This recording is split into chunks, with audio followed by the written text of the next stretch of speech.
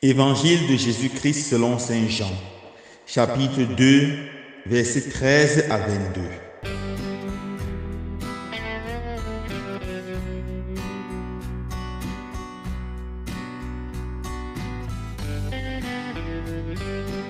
Comme la Pâque des Juifs approchait, Jésus monta à Jérusalem.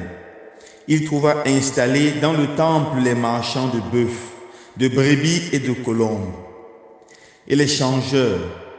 Il fit un fouet avec des cordes, et les chassa tous du temple, ainsi que leurs brebis et leurs bœufs. Il jeta par terre la monnaie des changeurs, renversa leur comptoir et dit aux marchands de colombes: Enlevez cela d'ici, ne faites pas de la maison de mon Père une maison de trafic.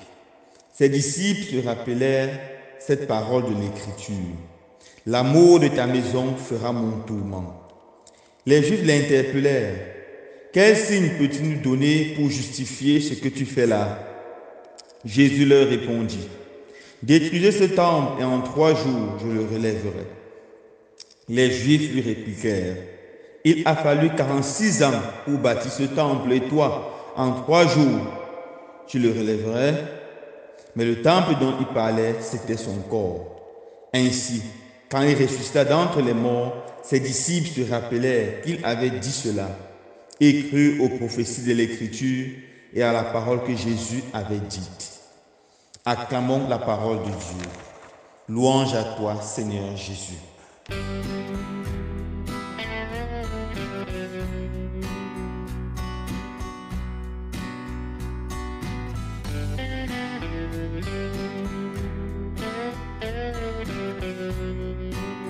Chers frères et sœurs bien-aimés, aujourd'hui 9 novembre, la Sainte Église, notre Mère, nous invite à célébrer la dédicace de la basilique du Latran.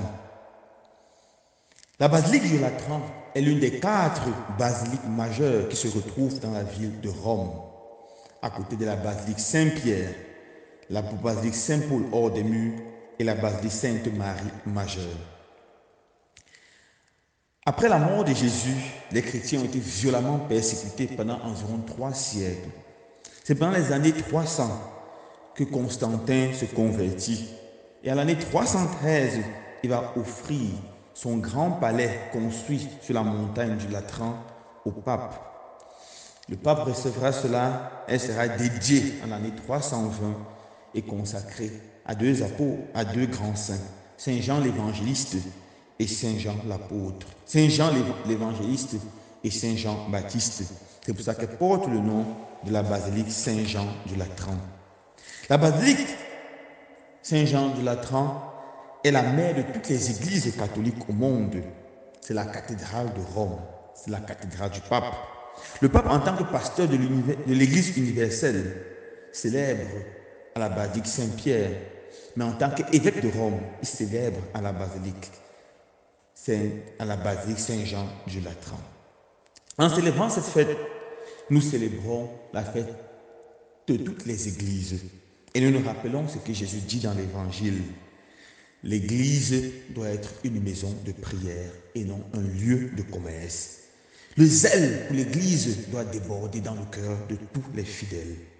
Nous devons en aucun cas rendre les églises impures, les souiller. Alors, comment pouvons-nous souiller les églises? Premièrement, en ne pas les respectant, en les salissant. Vous savez tous que Jésus dit: ma maison doit être une maison de prière. C'est-à-dire, la première chose que nous devons faire à l'église, c'est de prier. Et la propreté nous aide à prier. Qui n'a pas encore été touché par la beauté d'une église belle, propre, sans papier? Quand on entre dans une telle église, on est poussé spontanément à la prière. Mais souvent, frères et sœurs bien-aimés, nous n'hésitons pas à salir nos églises. Nous jetons les papiers un peu partout. Nous salissons les murs. Ce n'est pas bien. Nous devons apprendre à garder la propreté de notre église. Souvent, nous souillons également nos églises par le bavardage. Pendant la messe, nous devons être dans l'attitude de prière. Lorsque la parole de Dieu est proclamée, nous devons l'écouter attentivement.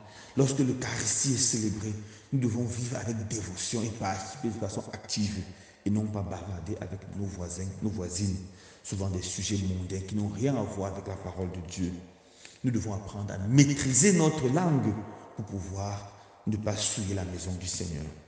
Une façon que nous utilisons de façon classique pour souiller la maison du Seigneur, ce sont nos téléphones qui sonnent à tout moment pendant la messe, qui sonnent à tout moment pendant des prières. Nous devons apprendre à mettre nos téléphones sur mode avion.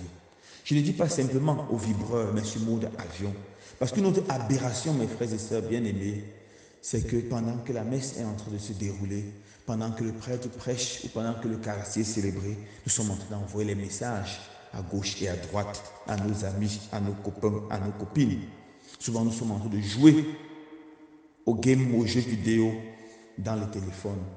Ce n'est pas normal. Et pire encore, nous sortons pendant la messe répondre au téléphone. Souvent, on est devant la porte de l'église et en grand silence, peut-être on est en train de faire la consécration et on entend quelqu'un qui dit « Allô, allô, oui, je suis à la messe, je te rappelle après. » C'est terrible, mes frères et sœurs. Cela, c'est souiller la maison du Seigneur. Et finalement, le retard à la messe. Le retard à la messe est une façon de montrer notre manque de foi ou le manque de respect au Seigneur et à sa maison. Nous devons apprendre à arriver à l'heure à la messe. Mais la maison du Seigneur ne se limite pas seulement à l'église. C'est pour ça que Jésus dit, détruisez ce temple et en 3 jours je le rebâtirai. Pendant que cela était étonné, il parlait de son corps. Et Saint Paul nous rappelle, ne savez-vous pas que votre corps est le temple du Saint-Esprit? 1 Corinthiens 6, verset 19. Finalement, le corps humain, c'est le temple du Saint-Esprit, le temple de Dieu. C'est pour ça qu'il y a eu le mystère de l'incarnation. Dieu a pris chair pour sanctifier et bénir nos corps. Oui, frères et sœurs bien-aimés, nos corps sont créés par Dieu et sont précieux aux yeux de Dieu. Personne n'a le droit de souiller son corps. Première façon de souiller son corps, frères et sœurs bien-aimés, c'est de ne pas prendre soin de notre santé. Notre corps est créé à l'image de Dieu. Certaines personnes boivent trop, mangent trop, fument trop, se négligent, consomment des drogues fortes. Ce n'est pas bien, ça c'est détruire son corps, détruire sa santé. Nous devons préserver notre santé. Nous devons manger de façon modérée, faire attention à la boisson, à l'alcool, nous éloigner de la cigarette, nous éloigner des drogues, car elles détruisent notre corps. Je me rappelle il y a quelques jours, j'allais vers 20h donner la communion à un malade. Et puis, je suis interpellé par 3 personnes qui me demandent, il voulaient que je les transporte. En général, je ne m'arrête pas la nuit pour transporter les gens. Mais j'ai envie ils crient, se mettent à crier, un malade, un malade. Je regarde au rétroviseur, je vois qu'un avait vraiment les malades. On le soutenait. Alors je m'arrête pour aller le prendre. Et derrière que celui-là, il sentait tellement l'alcool. C'était un papa qui avait une 60aine d'années, avec les cheveux blancs. Mais il était totalement ivre. C'était ça sa maladie. Je me suis dit, ce n'est pas toujours vrai que la sagesse est dans les cheveux blancs. Même les papas continuent à se comporter comme ça. Nous devons nous maîtriser devant l'alcool. Deuxième façon de souiller le temple du Saint-Esprit, la façon de s'habiller. Certaines personnes s'habillent tellement mal, de façon provocatrice. Nous devons apprendre à nous habiller de façon décente. Je me rappelle encore cette histoire racontée d'une fille qui s'habillait tellement mal. Elle avait tellement de photos dans les réseaux sociaux et partout, mais elle était vêtue de façon horrible, mais de façon, comme les jeunes disaient, extrêmement sexy. Puis elle est décédée. Et on voulait une photo pour mettre sur le programme des obsèques. Mais on ne voit aucune photo. Toutes les photos étaient tellement mal vêtues. Finalement, quelqu'un a eu une idée géniale. Il a pris la photo de sa maman, il a mis sur la carte pour annoncer le décès. Il a écrit au-dessous, la fille de la mère est décédée. Il ne faut pas, quand nous mourrons, d'écrire ces mêmes choses. Nous devons apprendre à nous habiller normalement. La dernière façon de détruire ce temple sacré, c'est entrer dans l'impureté. Nous laisser dominer par la pornographie, par la fornication, l'adultère, la masturbation, la pédophilie, la zoophilie et tout autre péché sexuel. Frères et sœurs bien-aimés, nous devons apprendre à vivre dans la pureté. Contrôlons les images que nous avons dans nos téléphones. Contrôlons les images que nous envoyons à gauche et à droite. Nous devons apprendre à être purs, à être chastes, à être vraiment des personnes qui inspirent les autres à la pureté. Et finalement, faisons attention d'envoyer dans les réseaux sociaux les photos des personnes qui sont décédées, des photos des personnes qui sont décédées souvent de façon violente ou horrible. Respectons le corps humain, c'est le temple du Saint-Esprit. Que le Seigneur donne la grâce de pouvoir vénérer nos églises et que le Seigneur donne la grâce de pouvoir respecter notre corps. Loué soit Jésus-Christ.